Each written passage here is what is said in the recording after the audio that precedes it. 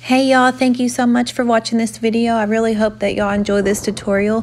I wanted to make this before the holiday started so you had time to get it finished, but we're gonna make a stocking. It's a chunky knit stocking, and if it's not clear, just please let me know in the comments if you need help. But I went to Hobby Lobby to purchase the yarn. It's fairly cheap, and it takes 1 to 2 rolls to make a giant stocking. I chose ivory this time. But first you will need probably an 8-inch tail. You will loop it and then create a knot. Then you will take that tail and run it through the first loop that you just made.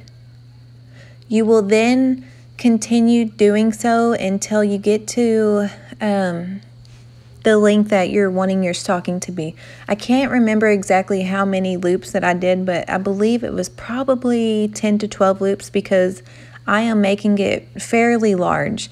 This actually ended up being a lot bigger than I wanted to, so I am going to redo some for my boys and maybe just use this, I don't know, as just decoration or something. I tried to slow this clip down so y'all could really see how I was making the loops. I didn't want to rush it. So if you already kind of know how to do this, you can fast forward because this part right here is kind of slow.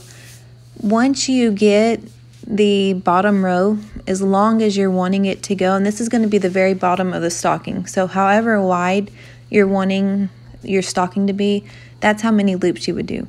So once you get it completely done, you're going to take that tail and create the second row by looping the tail through the end loop going upward.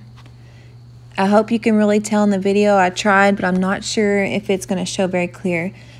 So you grab that tail and then start looping it all the way back through.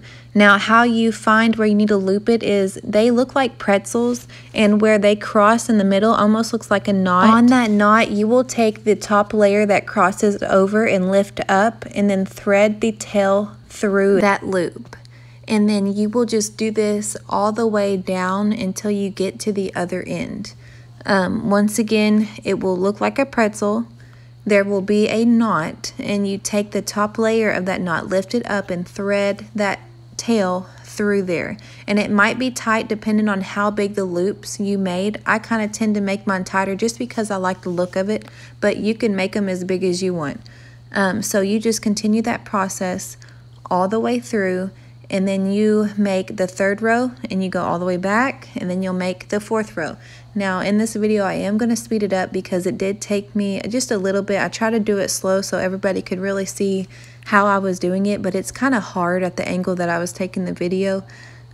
Once again, if you have any questions, just please leave me comments, and I will try and get back with y'all and explain it further if needed. Y'all feel free to fast forward this if it's really boring or slow, and just stop the video whenever you're at the next step.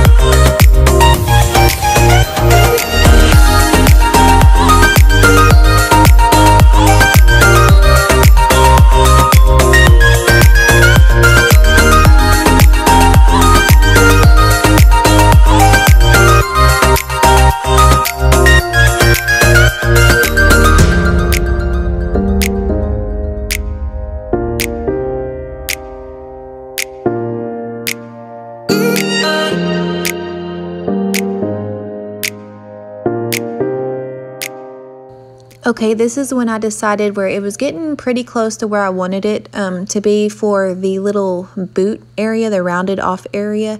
And when I get to this point, I will kind of explain how you tie it off to make that round part instead of just keeping it, you know, kind of in a rectangle going up. So whenever you decide that this is, you know, as big as you're wanting it, you will then grab 2 of your loops on the very end. You'll see here I grabbed 2 loops. I then thread that tail through both of those loops, and that will start tying off that rounded part. You then grab the next 2 and do the same thing, loop it through. The next 2, loop it through. You grab 2 at a time to create that rounded toe.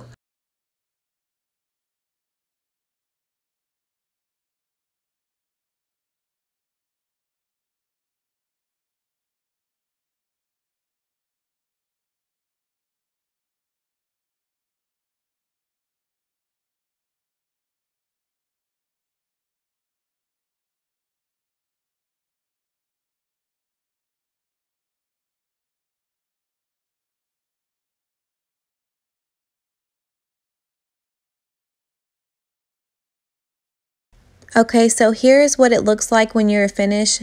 I ended up not even videoing myself doing the second half, but you will just do that over again, identical. And then I know it looks a little blocked off, but that'll all change when you put in the stitches to attach them. So I kind of wanted a different pop of color, so I chose black. And so you just tie off in the corner where you can really tie off anywhere. And then you will just get some slack in your yarn and tear it off. That way you can thread it. So you can really do this however you want. You just go maybe a couple, I'd say 2 inches apart, maybe 2 to 3 inches apart, and thread that all the way through and just wrap it all the way up the seam.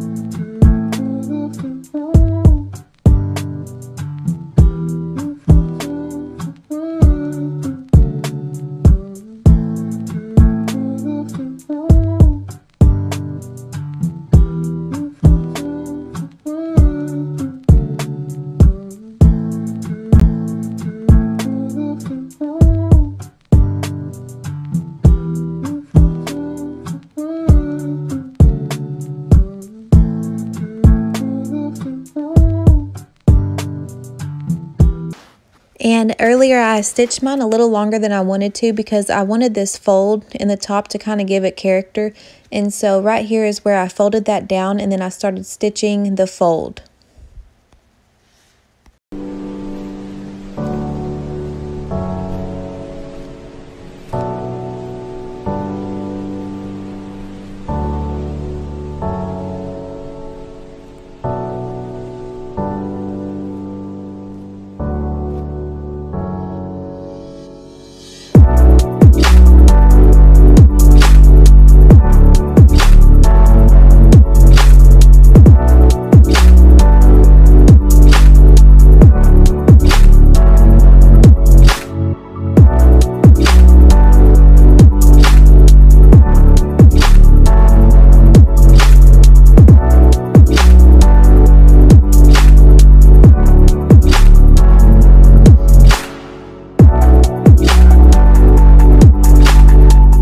You will just try and mirror this to the other side, that way that they can match and line up. I honestly didn't have a plan on what I was doing with the black. I just kind of winged it. You can really do whatever you want. You could even do the same color as your stocking. That way you don't even see any of the seams.